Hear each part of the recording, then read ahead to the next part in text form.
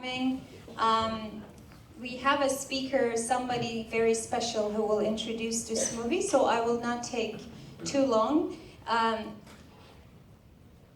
just want to say that this movie was directed by Ozan Açıktan in 2016, and it's a movie that shows how the war changes good people and turns them into horrible people.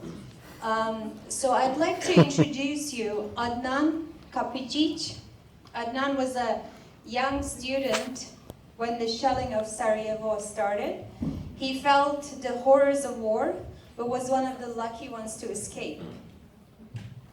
He studied English literature in Denmark after he escaped the war. He's been in Vancouver for 20 years. And he is the former director of BC European Festival and also he's also the director of the Sevda Foundation, which I googled Sevda, even though it's a word in Turkish. Sevda means love, and I found out Sevda is the type of music that is the most equivalent to flamenco or fado of Portugal. So he's the director of Sevda North America, and he started his own company, Sevda Productions. Adnan Kapicic for you.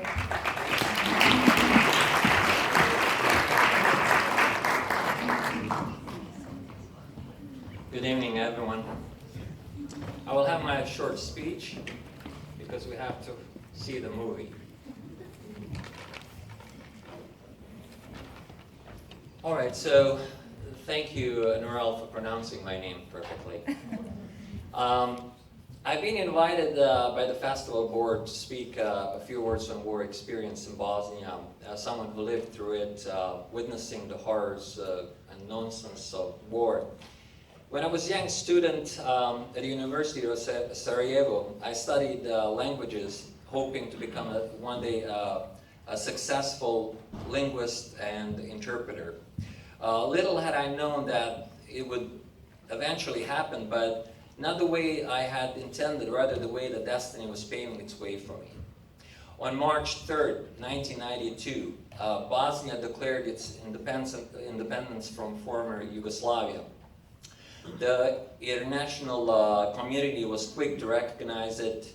Life seemed to be as usual, daily schedules, faculty classes, hangouts with friends. It was great. It was just a perfect student life. But all that was about to change very abruptly and very violently. It felt as the house had fallen onto the street of Sarajevo and the rest of the country.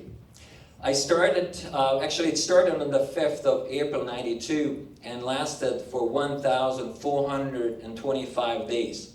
It became the longest known siege of a capital city in the modern history. The horror spread throughout the country, leaving behind death, misery, and complete shutdown of humanity. Sniper killings were occurring daily, many of them children. Some days it would count up to 3,000 shells falling on the city. So daily.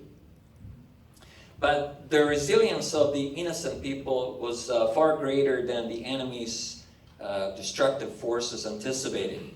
Shelling from the surrounding hills, sniping from the windows of the nearby buildings made life unbearable. Many were trying to leave the city, and I was one of the lucky ones. For us who came to study Sarajevo from other cities, it was either impossible to go back or it was too risky.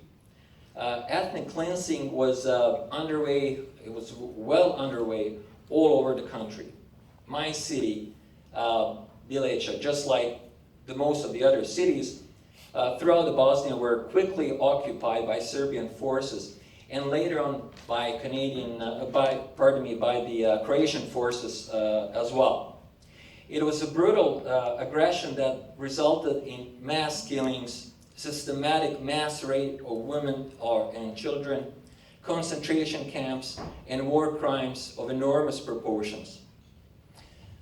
After the world said never again, it was happening again.